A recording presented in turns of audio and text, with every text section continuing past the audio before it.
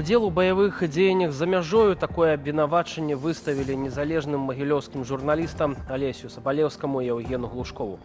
Разгляд крымінальнай справы пачнецца 12 ліпеня ў магілёўскім абласным судзе.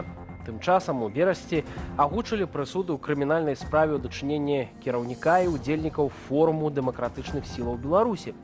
Вользе Карач, Вераніцы Цапкале ды яшчэ 3 фігурантам далі па 12 гадоў калоніі завочна. А таксама прысудзілі буйныя штрафы. Вітаю ў аб'ектыве. Віталь Бабіна, што яшчэ сёння ў нашым выданні?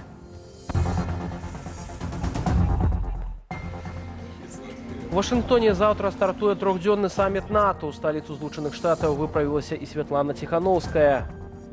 Там будут приниматься решения, связанные с допомогой Украине. Ну и натурально, что от безпеки Украины да и будучи залежить и лёс Беларуси. Масавыя абстрэлы украінскіх гарадоў. У Киеве ракета трапіла ў дзіцячы шпіталь, ёсць забітыя і параненыя. Сразу потемнело, взрыв ужасный. Люди начали паниковать, бежать. Мы спустились на минус 1 этаж, а там очень темно, очень много маленьких детей, все кричат. Атракцыёны правераць. У Менску пасля інцыдэнту ў парку Чалюскінцаў на тыдзень прыпыняць працу некаторых каруселяў. Відавочна, што не хапае грошай у самого парка і Зеленское для того, каб ремонтаваць своечасова усе атракцыёны. У юбілейным саміце НАТО, што пройдзе з 9 да 11 ліпеня ў Вашынгтоне, будзе ўдзельнічаць беларуская дэлегацыя. Прадставіць нашу краіну Святлана Ціхановская. Якія пытанні абраная прэзідэнтка ўздыме на найвышэйшым узроўні, пра што будзе прасіць? А тым часам у Варшаве Уладзімір Зеленскі, прэзідэнт Украіны, падпісаў з Польшаю дамову аб бяспецы. Падрабязней Руслан Ігнатовіч. Вуліцы Варшавы перакрытыя. У сталіцу Польшы з неанансаваным візітам прыехаў Уладзімір Зеленскі. Прэзідэнт Украіны сустракаецца з прэм'ер-міністрам Дональдам Тускам і прэзідэнтам Анджэем Дудам. Галоўная тэма – далучэння Украіны да НАТО. Дзве краіны звяраюць гадзіннікі перад заўтрашнім самітам Паўночна-Атлантычнага альянсу, дзе Уладзімір Зеленскі будзе паўнапраўным удзельнікам. Саміт НАТО пройдзе з 9 да 11 ліпеня ў Вашынгтоне. У ім упершыню возьмуць удзел прадстаўнікі 32 краінаў-чальцоў. Мяркую, што будзе размова аб здольнасці НАТО абараняць сябраў НАТО. У нас ёсць 2 новыя чальцы альянсу – Швецыя і Фінляндыя. У Фінляндыі вельмі доўгая сухапутная мяжа з Расіяй, што патрабуе ад НАТО абнаўлення аператыўных планаў для абароны сваёй тэрыторыі, уключаючы Фінляндыю і Эстонію ды іншыя краіны, што мяжуюць або з Расіяй, або з Беларуссю, якая ёсць саюзніцай у Расіі. Заходнія медыі паведамляюць, што саюзнікі з НАТО папярэдне дамовіліся аб вылучэнні Украіне 40 мільярдаў еўраў ваеннай дапамогі ў 2025 годзе. Аднак Украіна не атрымае беспасярэдняга запрашэння да сяброўства ў альянсе, хаця будуць абвешчаныя новыя захады падтрымання. Там будут приниматься решения, которые тычатся наших регионов. Там будут приниматься решения, связанные с допомогой Украине. Ну і натуральна, што ад бяспекі Украіны да і будучыні залежыць і лёс Беларусі. Паводле выдання Wall Street Journal, НАТО мае намер накіраваць у Кіеў высокапастаўленага чыноўніка для каардынацыі доўгатэрміновых патрэбаў Украіны у вайсковай мадэрнізацыі і падтрыманні. Яшчэ адной з адметнасцяў сёлетняга саміту будзе ўдзел у ім прадстаўнікоў дэмакратычных сілаў Беларусі на чале са Святланай Ціхановскай. Святлана Ціхановская будзе казаць у Вашынгтоне падчас саміту НАТО. Гэта бегучая сітуацыя у Беларусі, все актуальныя праблемы, якія важныя для нашай краіны. Ну і зразумела, асобны такі фокус у яе будзе на гібридных атаках, якія зараз рэжым Лукашэнкі праводзіць супраць нашых суседзяў. Апрача таго, Святлана Ціхановская плануе выступіць перад шэрагам амерыканскіх і міжнародных медыяў на тэму барацьбы за дэмакратыю ў Беларусі і шырэйшых пытанняў рэгіянальнай бяспекі. Што цікава, акрамя самога саміта НАТО і публічнага форума НАТО, у яе будзе шэраг сустрэчаў у Вашынгтоне з прадстаўнікамі амерыканскіх уладаў. Між іншага, у Кангрэсе з лідарамі, наколькі я разумею, фракцыі дэмакратаў. Так што візіт у Вашынгтон Ціхановскай выкарыстаць не толькі дзеля таго, каб на пляцоўцы НАТО размаўляць пра беларускія праблемы, але і каб сустрэцца з амерыканскімі экспертамі, з амерыканскімі палітыкамі па-за самітам НАТО. Паўночна-атлантычны альянс быў заснаваны 4 красавіка 1949 года ў Вашынгтоне. Юбілейны саміт НАТО будзе апошнім для Йенса Стольтенберга на пасадзе генеральнага сакратара. Руслан Ігнатович, Белсат. Спецслужбы Беларуси ў 2020-м для аперацыі па дыскрэдытацыі Романа Пратасевіча набывалі на яго імя ў Варшаве 2 аўтамабілі. Аўтары расследавання ў выданні газета «Выборча» Марцін Рыбак і Пётр Жытніцкі спасылаюцца на свае крыніцы. Па версіі расследнікаў, планавалася падставіць Пратасевіча, напрыклад, спісаць на яго дарожна-транспартнае здарэнне. Для того, чтобы грамотно и четко провести спецоперацию, необходим очень и очень большой массив данных, чтобы ее провести успешно. И в данном случае мы располагаем некоторыми сведениями, которые нельзя, к сожалению, опубличивать, но мы понимаем примерно, почему и в этом случае избирался именно Роман Пратасевич. Он был не последним человеком, можно так сказать, в деятельности белорусских демократических сил. Паводле газеты «Выборчай» Роман Пратасевич пра куплю не ведаў і на аўтах не ездзіў. Журналісты мяркуюць, што аперацыя засталася незавершаную, бо спецслужбы прыдумалі лепшы план – прымусовую пасадку самалёта Ryanair. Пасля арышту Пратасевіча ў траўні 21-га работнік пасольства Беларусі спрабаваў прадаць адзін з аўтамабіляў, але пакупнікамі аказаліся прадстаўнікі літоўскай контрвыведкі, пасля чаго і сталася вядома пра сітуацыю. Роман Пратасевіч – адзін з фігурантаў так званай справы «Нехта», справы апазіцыйных блогераў, і адзін з іх прысутнічаў на судзе. Ён супрацоўнічаў са следствам, прапагандысцкія медыа апублікавалі некалькі размоваў з ім. Пратасевіча судзілі на 8 гадоў, але праз некалькі месяцаў ён атрымаў памілаванне ад Лукашэнкі. Сёлета ў траўні адбыўся новы суд, на пастанову якога Пратасевіч разам з іншымі фігурантамі мае выплаціць вялізны штраф. Тым часам некаторыя палітвязні не пагадзіліся з умовамі вызвалення і адмовіліся выходзіць на волю 3 ліпеня. Паводле праваабарончага цэнтру «Вясна» частцы палітвязняў давялося пісаць прашэнне аб памілаванні на імя Лукашэнкі. Замест тых, хто адмовіўся гэта зрабіць, выйсці на волю прапанавалі іншым палітзняволеным. 3 ліпеня 18 палітвязняў выйшлі на волю па амністыі і праз памілаванне. Сярод іх 4 жанчыны і 14 мужчынаў, у тым ліку асуджаны да 10 гадоў калоніі і хворы на анкалогію Рыгор Кастусёў.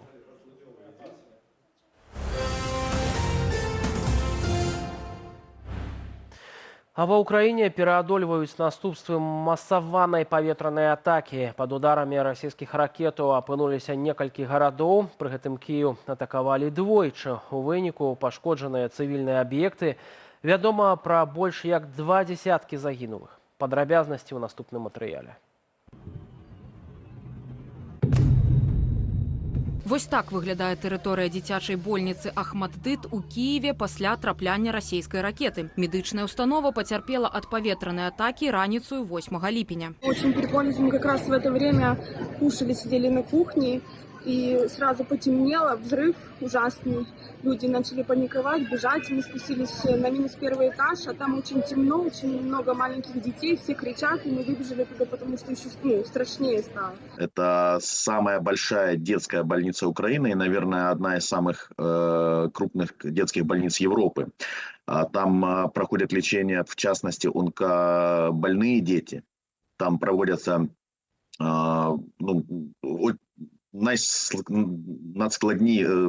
наиболее сложные операции для деток, и там всегда много детей. Аперацыі ў Ахмаддыце лекары праводзілі і ў момант абстрэлу. Пра гэта паведаміў міністр аховы здароўя Украіны Віктор Ляшко. Паводле яго пацыентаў з аперацыйных удалося выратаваць. Рэанімацыйныя пакоі пашкоджаныя, аперацыйныя пакоі пашкоджаныя, анкалагічныя аддзяленні, у якіх былі чыстыя пакоі з пэўным паветрам, і асобны корпус, які таксама працаваў пашкоджаны. Перавозім усіх, каму трэба дапамога ў іншыя больніцы. Паводле чыноўнікаў, у выніку трапляння ў дзіцячую больніцу, ёсць параненыя і нават загінулыя. Аднак дакладная іх колькасць будзе вядомая пасля завяршэння ратаўнічых працаў.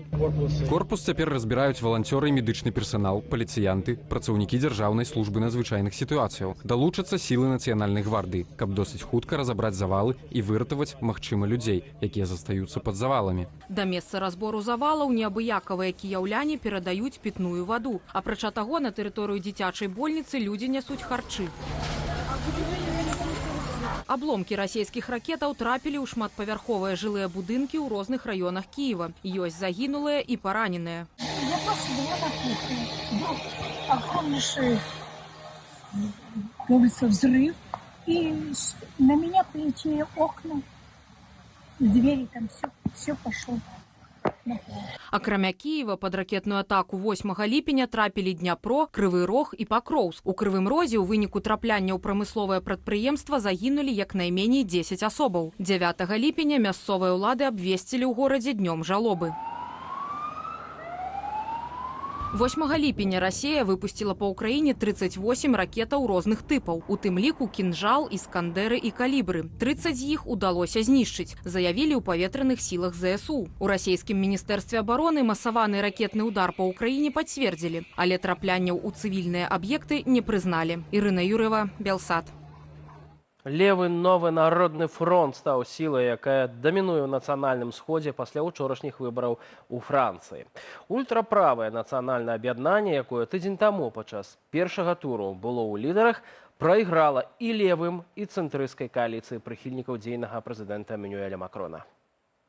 Гэта палата без большасці. Ёсць некалькі кааліцыяў, што стаяць побач, але розніца паміж імі складае не так шмат месцаў. Таму мы цяпер у сітуацыі супрацьлеглай таму, што абяцаў прэзідэнт, распускаючы парламент. Праяснення няма, блытаніна зрабілася яшчэ большаю. Будуць патрэбныя кампрамісы. Пакуль ніхто з іх не гаворыць пра кампрамісы і новыя альянсы, але гэта мае змяніцца. Іншага шляху няма, бо ніводная сіла не здольная сфармаваць вотум даверу, грунтуючыся на ўсёй праграме, якую яны прапанавалі выбарнікам.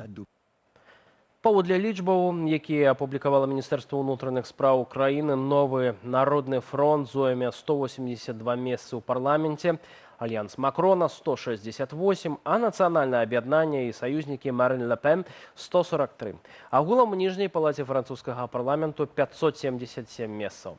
Пасля першага туру парламенцкіх выбараў левыя і цэнтрысцкія партыі знялі больш за 200 кандыдатаў, якія занялі трэцяе месца ў сваіх акругах, каб кансалідаваць выбарнікаў вакол астатніх і не дапусціць перамогі нацыянальнага аб'яднання.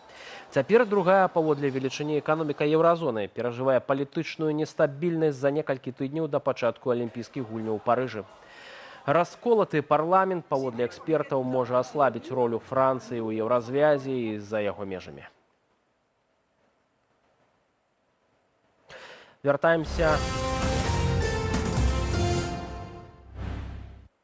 Вяртаемся у Беларусь. Забавы паставілі на паузу. У Менску прыпынілі працу шэрагу атракцыёнаў. Прычынаю таму паслужыла здарэнне, што адбылося ў суботу ў парку чалюскінцаў. Няспраўнасць адной з каруселяў прывяла да аварыі і шпіталізацыі людзей. Падрабязней Наста Печанькова. З каруселі ў машыну хуткай дапамогі. Так скончыўся вечар суботы для менчукоў, якія прыйшлі з дзецьмі на атракцыёны ў парк чалюскінцаў. У каруселі лебедзі абарваліся трусы. Кабінкі ўпалі з вышыні 4 метраў. Спачатку чыноўнікі заявілі, што прычыною здарэння быў зламаны механізм пад'ёму апускання кабінак. Пазней удакладнілі, разбурылася апорная канструкцыя восі. Я уверен, что то, что произошло в субботу, это является неким стечением обстоятельств, и это происшествие носит единичный характер. Вядома, што атракцыён, які быў на балансе Менск-Зялёнбуду, паспяхова прайшоў сезоннае правяранне і атрымаў адпаведны дазвол на эксплуатацыю яшчэ ў красавіку. Пры гэтым інтэрнэт-каментатары, якія сёлета паспелі скарыстацца каруселямі, адзначалі дрэнны тэхнічны стан атракцыёнаў. Катаўся з дзецьмі літаральна месяц таму. Было вельмі страшна ад хісткай канструкцыі. Што вы хочаце атракцыёнам гэтым гадоў 40? Даўно выйшлі з эксплуатацыі. Навошта іх трымаюць? Замяніць няма чым. Пацвярджае гэта і наш эксперт. Відавочна, што не хапае грошай у самого парка, і УП Зеленское для того, щоб ремонтувати своєчасно усі атракціони і відновляти їх у тим ліку. Хоча вони вже і морально, і фізично устарели. Відавочна, каб пазбегчы скандалу, чыноўнікі спрабавалі прыхаваць сур'ёзнасць наступстваў аварыі. Гэтак у сюжэце прапагандыстаў працаўнік Менск-Зялёнбуду заявіў, што людзі, цытата, абышліся лёгкімі выцістасцямі і драпінамі. Аднак ягоныя словы абвяргае каментар, што дала выданню онлайнер адна з пацярпелых. З'язджалі на хуткай, дзіця ехала з траўмай паяснічнага аддзелу хрыбетніка, а не са спалохам, як каментуе адміністрацыя. Я з траўмай локцевага сустава. У больніцы зрабілі здымкі і дыягнаставалі выцятасці сярэдняй ступені цяжкасці. Магчыма, менавіта гэтая заява пацярпелай прымусіла чыноўнікаў прызнаць сваю памылку і нават заявіць пра яшчэ одно пацярпелае дзіця з закрытай чэрапна-мозговой траўмай. Мы подвергаем автоматически своих детей опасности, рассчитывая на то, что те, кто получают налоги, должны за этим следить, а они этого не делают. И, естественно, они потом делают ровную мину, заявляя о том, что никто не пострадал, все в порядке, да и вообще это не тема для обсуждения, ничего страшного. Но они так делают всегда, постоянно. В этом и проблема, в этом и претензия белорусского народа, что они не признают. Здарэнне ў парку Чалюскінцаў другое з пачатку сезона. У траўні ахвярай атракцыёну зрабілася 11гадовая лічанка. Дзяўчынка ўпала з вышыні адразу пасля запуску каруселі. Рэабілітацыя пацярпелай цягнецца дагэтуль. Яна нанова вучыцца хадзіць. А што ў такіх выпадках можна зрабіць, каб атрымаць кампенсацыю нанесенай вам шкоды? Абавязкова мець доказы менавіта шкоды. Калі гэта мы кажам пра матэрыяльную шкоду, то вось тое, што я казаў, гэта квіткі на лекі, на нейкія медыцынскія працэдуры.